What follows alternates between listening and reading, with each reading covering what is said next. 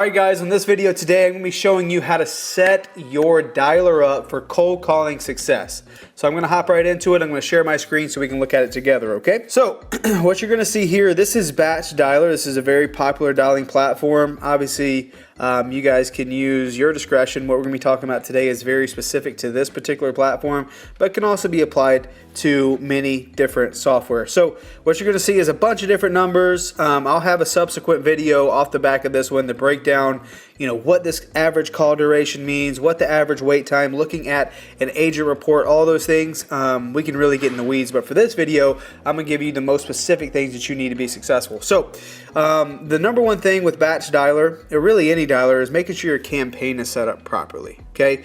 You need to have good data. Right? Data is everything when it comes to cold calling because you need to have the right phone numbers. That makes complete sense, right? If you're going to be calling people, you can't be calling KFC and the local hospital. You need to be talking to homeowners. You need to have the right information. So spend the extra money for the data. Don't go cheap here, because I did. I'm guilty of this in the beginning, where I was like, oh, you can skip trace this data for 3 cents. Let's do it, right? And I realized that my VAs that I was paying hourly were not getting connected to no one, and I'm wondering why I'm not getting any leads. So quickly I realized how important the data is. So you can use batch leads, you can use whatever you may be using for skip tracing. If you do go to batch leads, of course we do have a discount code. You just do batchleads.io/PACE.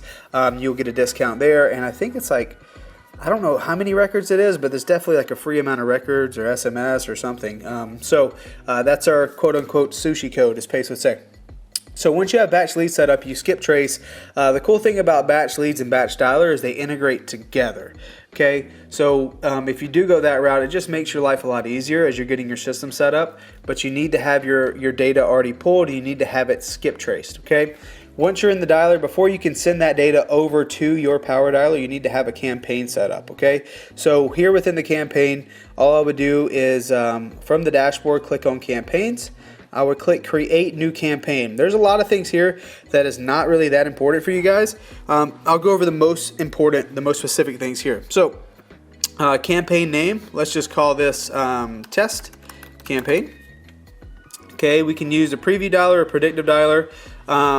If you're curious between the two, predictive dialer will call phone numbers automatically and will help agents connect to prospects faster by automatically screening through busy signals, voicemails, no answers, and disconnected phone numbers. So that helps when, rather than just going beep, beep, beep, hey, leave a message after the tone, the predictive dialer will remove all those. Now, the preview dialer allows agents to go through calls manually while previewing the contact's information before the call. So the preview dialer is more like a little bit more one-off, it's slower dialing, so you can do a little bit of both depending on your goal for the campaign. For most of our power dialing campaigns, we're just going to leave it on predictive. Number group. Okay, so we would link a group of numbers. You guys can see here where I already have some numbers set up. I'll go through that here shortly.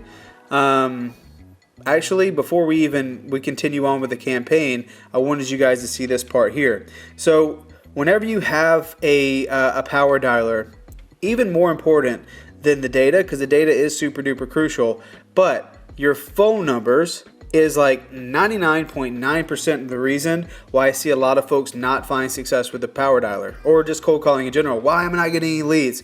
Well, have you checked your phone numbers?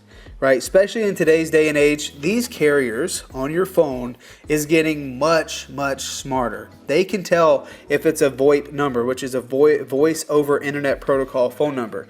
So if you have bought phone numbers and you're not checking them regularly, there's a good chance whenever you're calling that if that number is marked spam, AT&T, Verizon, spam likely. I get phone calls all the time where it just pushes it straight to voicemail because it says spam likely. No one's going to answer that phone. So before I continue on with my campaign here, I'm going to show you guys how to do this. Okay, you would go over here to the left-hand side. You go to phone system. Okay, and it says phone numbers. I can buy, where it says add caller ID, I would buy phone numbers wherever we are calling. As you can guys see in this test Batchdialer account that I have phone numbers in AZ, I have phone numbers in Charlotte. So wherever you are going to be buying, wherever you're going to be marketing, you would buy phone numbers there, right? So it's very simple. I can go to buy DID. I can click on, okay, do I want to market in, let's say I'm going to Florida, okay? in Florida, where do I want to market in Florida? Let's say like I know like 813 is the number that we want to market to. Well, this is like 813 is a little bit south, a little bit north of Miami, so this is a very popular area code. What I sometimes do if I'm going to a new virtual market, I'll type in Google, it's like Orlando area codes or, you know, Tampa area codes. But for here, like you guys can see, this is actually Tampa, Plant City. So let's just say I want to market to Tampa. I would click on these phone numbers. I could purchase them. Very simple, right? I could select 5 numbers, select all 9, whatever. I could check them, and then I can assign them directly to an agent that's working on my dialer, or I can assign them to a group that I've already got. So for this example, let's just say I'm going to buy these 5, $20. I would click order now. You guys can see here, it is checking me out. And once we have the phone numbers, I'm going to show you guys exactly what we do with them. So as this finishes up, it's going to move the phone numbers over. I'm going to refresh this page and see where they went, right? So as the phone numbers, I'm not sure how long the system's going to take to move them over, but let's just take these for example.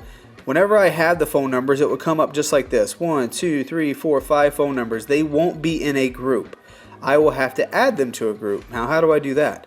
I buy a phone number group, right? Well, not buy, I'll add a phone number group, and I'll just call this Tampa, group 1, right? The destination, I can actually forward this to an agent as the phone call. So you got to think what the destination means is when someone calls in, okay, when someone gives you a call back, because if you're doing cold calling, there's going to be a good chance that someone's going to miss your phone call.